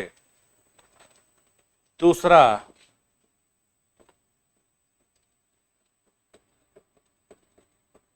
उच्च स्तरीय जो ऑफिसर्स है अधिकारी, उच्च स्तरीय अधिकारियों का वेतन। आपने प्लांट लगाने के लिए अगर किसी को लाए हैं तो भाई खर्चा देना पड़ेगा। अभी चलो तुम्हें दो ये भी लिखा दूंगा कि डेप्रिशिएट का मतलब क्या होता है बेटा और ब्याज का मतलब क्या होता है, वो भी लिखवा देंगे। तो नॉर्मली लेकिन इंपॉर्टेंट यही है कि फिक्स्ड कॉस्ट में कौन कौन से खर्चे इंक्लूड है। तो आप कुल मिलाकर याद रखें कि देखो जी ये मैक्सिमम डिमांड और उत्पन्न होने वाली यूनिट से स्वतंत्र है। दूसरा होता है सेमी फिक्स्ड,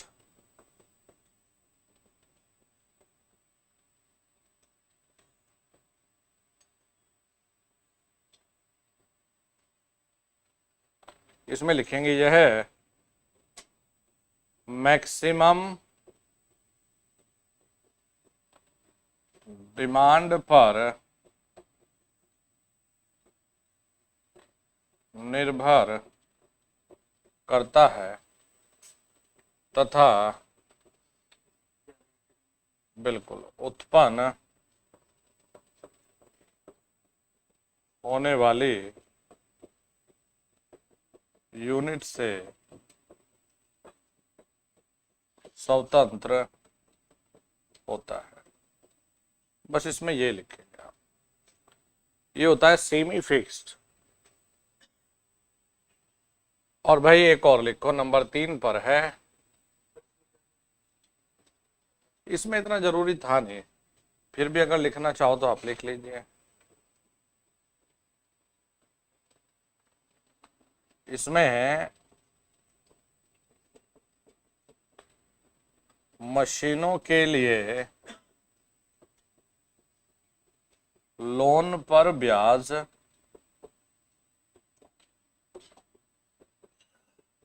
मतलब तुम्हें लगता होगा ना सरकार ने यूनिट महंगी कर दी लूट लिया,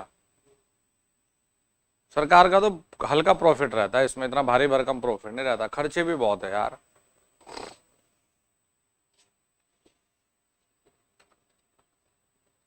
फिर भी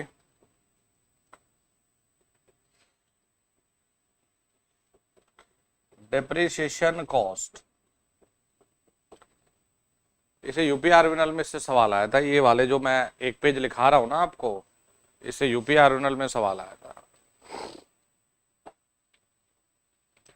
और ये तुम्हें पढ़ने से एक फायदा हो जाएगा कि आजकल निम्न में से गलत कौन सा है।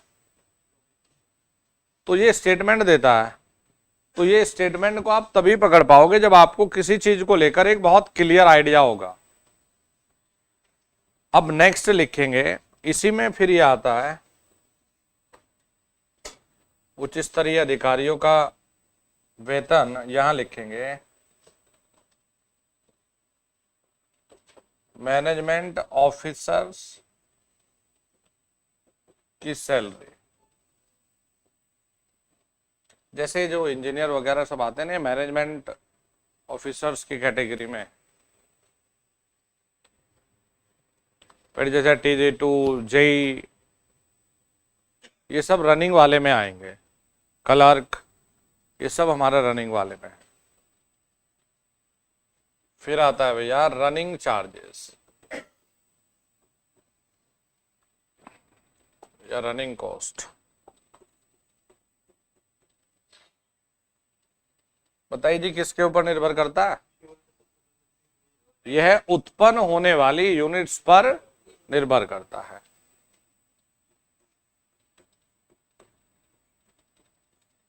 उत्पन्न होने वाले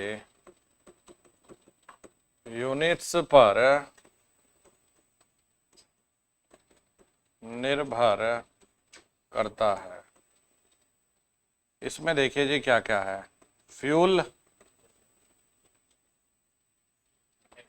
मेंटेनेंस,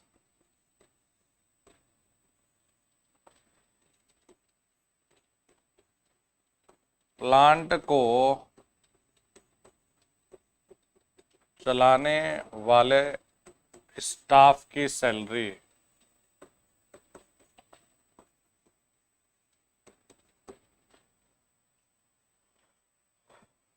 प्लांट को चलाने वाले स्टाफ की सैलरी। 3 कॉस्ट हो गए जी। अब इसमें बस 2 मिनट और देंगे भाई।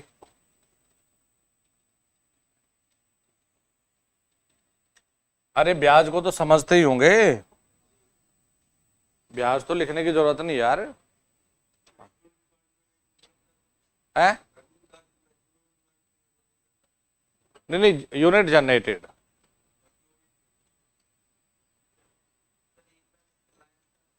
है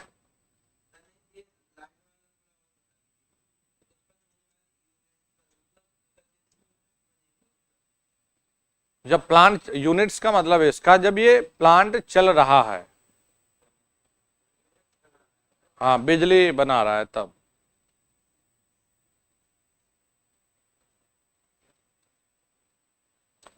आप लिखिए डेप्रिशिएट,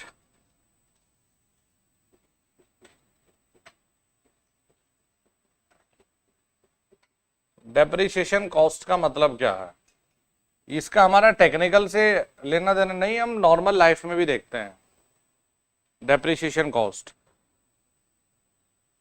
अरे गाड़ी गुड़ी सब पे रहता है यार, ये डेप्रिसिएशन कॉस्ट हो गया जी। समय के साथ मूल्य में गिरावट,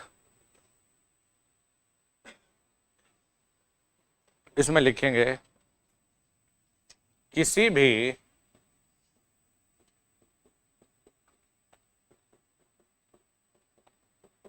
सामान में समय के, किसी भी सामान के कीमत में, कीमत में समय के साथ साथ जो गिरावट आती है उसे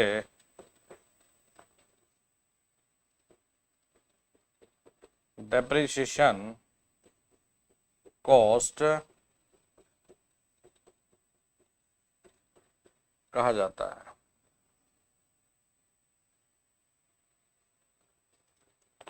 किसी भी सामान की कीमत में समय के साथ साथ में जो गिरावट आएगी, मैंने कई बार एग्जांपल देकर बताया कि भाई आज कोई सामान हम ये कहें भाई आज ये पंखा हम लोग 1000 का लेकर आए,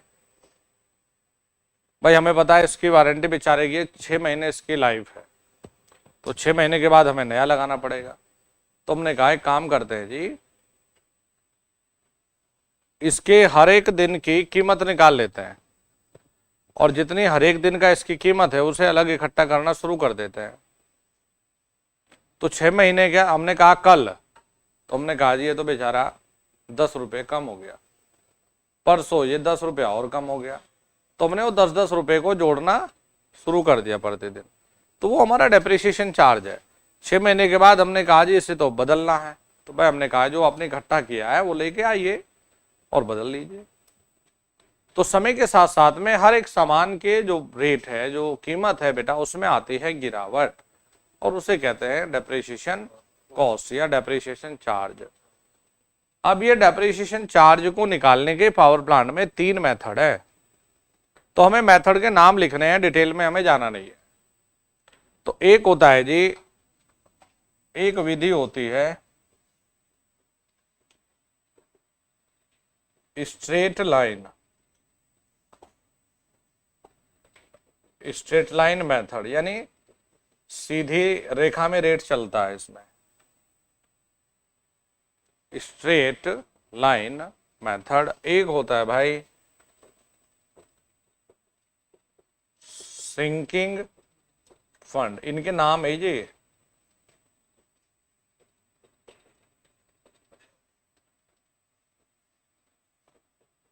और एक है डिमिनिशिंग मेथड।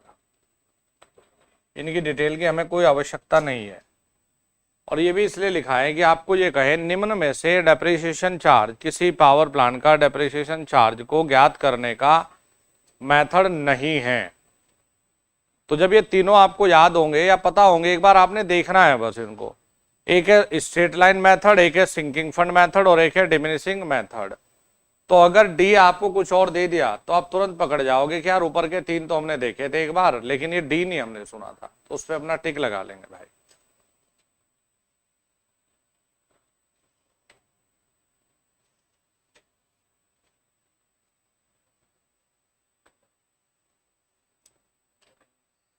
क्या है?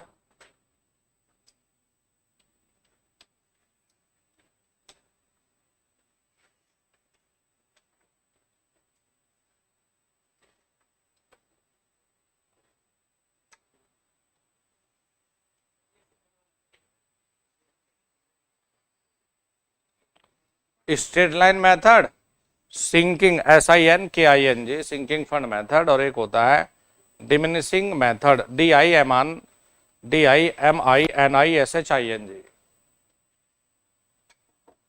ये 3 विधियां होती है भाई, इनकी डिटेल पढ़ने की कोई आवश्यकता नहीं है, सिर्फ इनके नाम देखने की आवश्यकता थी। ये तीनों होती है हमारे पास में डिप्रिसिएशन कॉस्ट को ज्ञात करने की सीधी सीधी विधियां। जब हम डिटेल में जाते तो इनकी डेरिवेशन हमें पढ़नी थी, फिर इनके एडवांटेज डिसएडवांटेज हमें पढ़ने थे, इनका आपसे कोई लेना देना नहीं है। आपको सिर्फ ये विधियां याद रखनी है, और ये भी इसलिए इन 3 में से एक दे दिया। आपको कहा कि पावर प्लांट के लिए जब आप डिप्रिसिएशन कॉस्ट ज्ञात करते हैं, जनरली गणित का टॉपिक होता है डिप्रिसिएशन कॉस्ट ज्ञात करना, तो इनमें से निम्न विधि का उपयोग करते हैं, और इनमें से एक मेथड लिख दिया स्ट्रेट लाइन मेथड। आपने देखा हाँ यार ये तो हमने देखा था कहीं, आपने टिक लगा दिया। तो स्ट्रेट, सिंकिंग, डिमिनिशिंग, ये 3 विधियां होती है डेप्रिसिएशन कॉस्ट को ज्ञात करने के लिए। फिर से देखिए इसे किसी भी, अब हमने बहुत लिमिटेड चीजें लिखी है ये, लेकिन इसको छोड़ के जाने की आवश्यकता नहीं, क्योंकि एक सवाल यूपी आरएनएल में पूछा गया था। और जनरली ये वाला जो पार्ट हमने लिखा है इस पेज पर, ये हमारा प्योर पावर प्लांट का टॉपिक था, मतलब जहां बिजली बनती है यूपी आरएनएल। हमने कहा जी देखो, पावर स्टेशन पर जो भी बिजली उत्पन्न होती है उसका मूल्य निर्धारित करने के लिए कुछ अलग अलग फैक्टर को ध्यान में रखा जाता है। ब्याज की बात बता दूं, एक साधारण ब्याज होता है, एक चक्रवृद्धि होता है जी। तो नहीं, मैंने जानबूझ के इसलिए भी नहीं पढ़ाया कि मेरा पर्पज यहाँ गणित का नहीं था भाई, मुझे तो ये बताना भाई देखो ब्याज भी देते हो, तो एक चक्रवृद्धि ब्याज होता है और एक साधारण ब्याज होता है। तो बैंक कौन सा ब्याज लेता है? ये साधारण। हाँ, तो फंस मत जाना, मतलब ना किस्तें समय से देते रहना है। हाँ, पूरे अमाउंट को नहीं तो साल भर का इकट्ठा फिर ब्याज, भाई ये चलेगा बिल्कुल। फिक्स्ड कॉस्ट यानी कि स्थिर मूल्य, यह मैक्सिमम डिमांड व उत्पन्न होने वाली यूनिट से स्वतंत्र होता है। एक इंपॉर्टेंट पॉइंट, सेमी फिक्स्ड, यह मैक्सिमम डिमांड पर निर्भर करता है, याद रहेगा। रनिंग कॉस्ट, यह यूनिट पर निर्भर करेगा। तीन चीजें तो ये है जो याद रखनी है। फिर वैसे अब तक पूछा तो गया नहीं, लेकिन मान लिया आपको ये कहें कि किसी पावर प्लांट में, जो पावर प्लांट चलाने के लिए फ्यूल की आवश्यकता है, इसे आप किस कॉस्ट में रखेंगे? रनिंग कॉस्ट में। डिप्रिसिएशन कॉस्ट ज्ञात करने के क्या क्या तरीके? तो ये 3-4 छोटे मोटे पॉइंट थे यहां, इनको याद रखना है। देखो, जब हम लोग कीमत का निर्धारण करते हैं तो हमारे पास में बेटा 3 अलग अलग प्राइस हमने देखे ना, एक फिक्स्ड है, एक सेमी फिक्स्ड है। सेमी फिक्स्ड किसके ऊपर डिपेंड कर रहा है? मैक्सिमम डिमांड, किलोवाट मेगावाट है जी। अच्छा, और रनिंग कॉस्ट यूनिट, यूनिट का मतलब है मेगावाट आवर, किलोवाट आवर, अरे यही तो है। अच्छा जी, तो देखिए कॉस्ट को हम 2 रूप में लिखते हैं। एक होता है 3 पॉइंट फॉर्म और एक होता है 2 पॉइंट फॉर्म, मतलब लिखने का तरीका। एक में 3 बिंदुओं को और एक में 2 बिंदुओं को इंक्लूड किया जाता है। अभी देखो, मान लिया अब हमने टोटल कॉस्ट लिखा जी, कीमत। 3 का मतलब है तीनों प्रकार की कॉस्ट को मिला के लिखना। फिक्स्ड है, स्थिर। अच्छा, तो फिक्स का मतलब है कांस्टेंट। तो हमने यहां भाई मान लिया एक कांस्टेंट है जी ए, कोई वेरिएबल नहीं लिखना। दूसरा सेमी फिक्स किसके ऊपर है? Maximum demand. हमने लिया बी, लेकिन मैक्सिमम डिमांड किस में लिख दिया हमने? किलोवाट में। तो जब भी हमने किलोवाट मेगावाट लिखे, हम समझ गए जी मैक्सिमम डिमांड। अब बताओ चलने वाला किस में लिखते हो? यूनिट में। आपने लिखा सी, किलोवाट आवर। ये तीनों कॉस्ट को मिलाकर लिखने का तरीका ये है। ए की जगह पी भी हो सकता है यार, ये तो कांस्टेंट है एबीसी। तो एक कीमत ऐसी है जो, बताओ ये किलोवाट आवर पे निर्भर कर रही है क्या? कुछ है क्या? नहीं है। दूसरे में क्या है? किलोवाट। तीसरे में क्या है? Kilowatt hour. ये किसे बताता है? ये दर्शाता है फिक्स्ड को, ये दर्शाता है सेमी फिक्स्ड को, और ये दर्शाता है रनिंग को। ठीक है जी। अब 2 पॉइंट वाले में, 2 पॉइंट वाले में हम फिक्स को कहते हैं कि जब ये फिक्स कांस्टेंट है ही, तो आप इसको छोड़ो जी। हम 2 पॉइंट में लिखते हैं बस 2 को। ये क्या है जी? सेमी। सेमी फिक्स किसके ऊपर निर्भर कर रहा है बोलो? मैक्सिमम डिमांड, शाबाश। ये क्या है जी? रनिंग। रनिंग किसके ऊपर करेगा? Generating unit. बस इसको लिख के और इसको एक बार पढ़ लीजिए, ये हो जाता है हमारा समाप्त। ये हो गया जी समाप्त हुआ।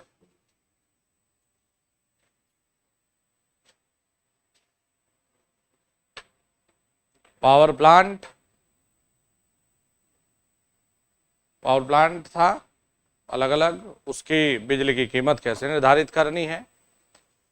पावर प्लांट के खुद के बारे में जैसे लोड फैक्टर, डाइवर्सिटी, ये पूरा हम लोगों ने बेटा खत्म कर लिया। ये हो गया हमारा समाप्त।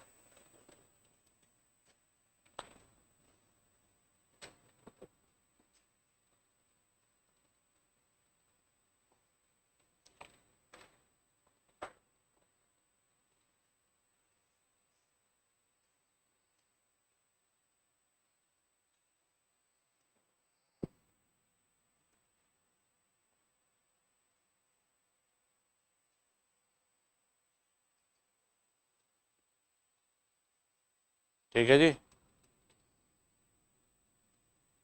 इसको पढ़ लो। इस पे हम लोग कुछ ऑब्जेक्टिव करेंगे। अभी इसमें मैं 11 या 11:30 बजे आज एक सेशन रखूँगा, क्योंकि शाम को हो सकता है मुझे एक मीटिंग में जाना पड़े। वैसे तो मुझे 4 बजे जाना है, अगर 5 बजे तक आ गया तो फिर क्लास रख लेंगे हम लोग। अदरवाइज मैं शाम की क्लास अभी 11:30, मतलब 1.5-2 घंटे की क्लास अभी 11:30 पे 11, 11:15 के लगभग लेकर जाऊंगा, ताकि कोई नुकसान ना हो। तो उसमें हमें छोटी सी एक पॉइंट है, हमारा आधे घंटे के एक टॉपिक है बेटा, टैरिफ और पावर फैक्टर को कैसे बढ़ाया जा सकता है। तो हम लोग इसको ख़त्म करेंगे। बीच में कोई भी ऐसा कोई पॉइंट नहीं है जो आप लोगों के एग्ज़ाम के लिए ज़रूरी हो और मैं ये कह के बोल दूं कि ना ये नहीं आएगा और मैं स्किप करवा दूं। तो पावर सिस्टम में थोड़ा सा टाइम लगता है, लेकिन हम लोग हर एक चीज़ को लिख के जो ज़रूरी है वो न्यूमेरिकल करके साथ में ही चल रहे हैं। लेकिन आपसे मैं यही कहूँगा यार, लापरवाही ना करो। ज़्यादा फॉर्मूले बड़े बड़े तुम्हें लिखने की ज़रूरत नहीं है, लेकिन भाई 2 स्टेप वाला सवाल नहीं करना, लेकिन फॉर्मूला और उसमें मान रखना वो तुम्हें करना पड़ेगा। हो सकता है एक भी न्यूमेरिकल ना आए, शुरू में किसने को पता है बताओ। लेकिन विद्यार्थी का मतलब शुरू में ही अपने आप को आइंस्टीन की तरह समझ के कि ये नहीं आएगा वो नहीं आएगा करके मत जाइए। यही आप लोगों की सबसे बड़ी कमी रही है अभी तक। आप खुद में ये मानकर चलते कि जो तुम्हें आता है ना, तुम ये मान के चलते हो पेपर में यही आएगा जो मुझे आता है। नया सीखने की कुछ कोशिश नहीं करते।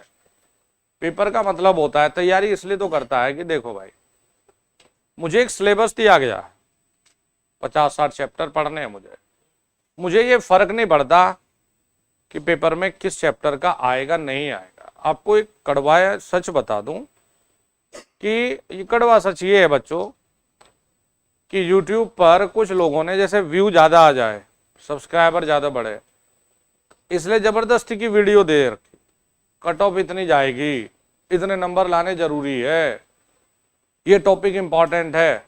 मैं कह रहा हूं सारे इंपॉर्टेंट है। इतने प्रतिशत, एक वीडियो देख रहा था मैं, तो वो कह रहे कि 40% न्यूमेरिकल आना अनिवार्य है। मैं कहा ये कब, किस पॉइंट में लिखा सिलेबस में? ये तो कुछ नहीं लिखा। हम कह रहे भैया 100% भी आ सकते हैं, एक भी नहीं आ सकता।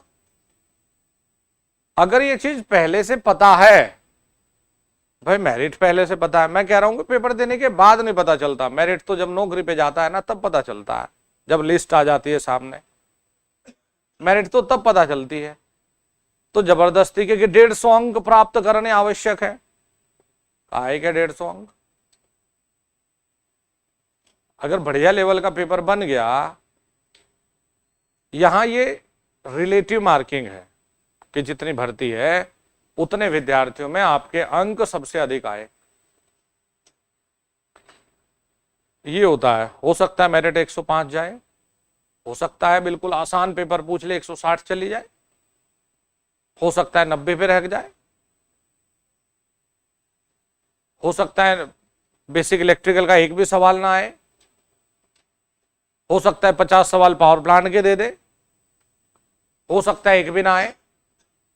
सिलेबस में से पूछेगा, लेकिन ऐसा कोई गारंटी नहीं कि भाई इसका ज्यादा पूछेगा इसका कम पूछेगा। ऐ मेरे दोस्त लौट के आजा, ये चल रहा। उम्र कितनी है अभी? एज, उम्र है, ये भारत का युवा की हालत है। यंगस्टर्स,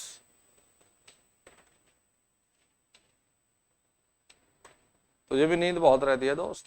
हाँ, अब कैसी तबीयत है? अब मस्त है। ये भारत के युवा वर्ग की हालत है। रात को नहीं सोया है तो बहुत अच्छी बात है ना। भगवान सब नोट करता है, कितनी मेहनत की कितनी नहीं की। एग्जाम खुद के लिए तो देने गए ना, सोने की क्या जरूरत है। बढ़िया बात है। चलिए तो मिलते हैं 11:30 क्लास में। इसको लेकिन पूरे को पढ़ के आइए। और जो बच्चा ये बोलता है ना मैं बार बार भूल जाता हूं, 2-4 चार्ट खरीद लो और जो फॉर्मूला पढ़ते हैं इस पे छोटे छोटे करके लिखते रहो और अपने कमरे के सामने चिपका दो। आते जाते इनको देखो ये तो क्या कहानी बता रहा है।